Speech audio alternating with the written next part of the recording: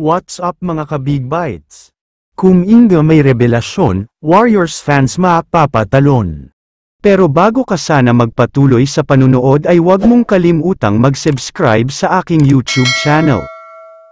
Isingit lang sandali natin ang nakakalungkot na balita tungkol kay Karl Anthony Towns, dahil after ng halimaw na performance niya sa playoffs para sa New York Knicks, nasa trading block na siya ngayon at hinahanapan na ng kapalit. Ang sinasabi ng karamihan ay malamya daw siya, mabagal kumilos, mahina sa lahat ng bagay at parang babae kung gumalaw. Kaya naman bibitawan na daw siya ng Knicks dahil pakiramdam nila ay wala siyang pakinabang. Sobrang unfair ito para kay Kath, dahil kung napanood nyo ang serye nila sa Pacers ay siya talaga ang nagbubuhat.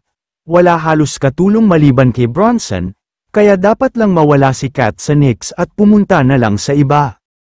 Samantala, talakayin na natin ngayon ang balita tungkol sa Golden State Warriors, kung busy ang ibang team sa pagpapalakas ng kani-kanilang line-up, ganyan rin daw ang plano ang GSW dahil may matinding goal sila next season. Ang gusto nga daw nilang mangyari ay maibalik ang dating championship dynasty kung saan sunod-sunod talaga ang pag-champion nila.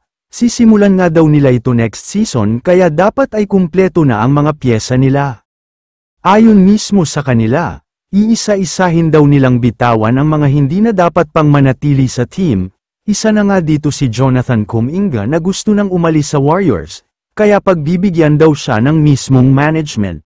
Ayon mismo kay Kuminga, aware daw siya na balak na daw siyang bitawan ng Warriors, kaya nga may ibinulgar siya tungkol sa next move ng mga ito. Ayon kay Kuminga ay madalas na daw nasa Warriors practice si Giannis.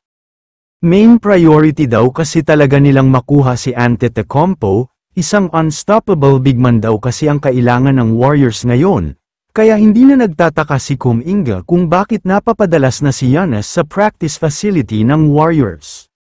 Ayon pa kay Kuminga, tatanggapin daw niya kung siya ang ipapamigay ng Warriors, dahil ayaw na rin daw niyang maglaro dito matapos siyang hindi pagkatiwalaan ni Coach Steve Kerr, madalas kasi siyang nasa bench at hindi ginagamit.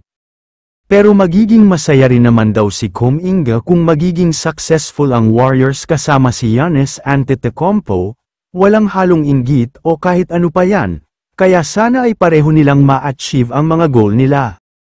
Kaya naman kung kayo ang tatanungin, ano ang masasabi nyo sa balitang ito? I-comment mo naman ang opinion mo tungkol sa tanong na ito. Dito na muna nagtatapos ang video na ito. Maraming salamat sa panunood mga ka-Big Bites. God bless sa inyong lahat.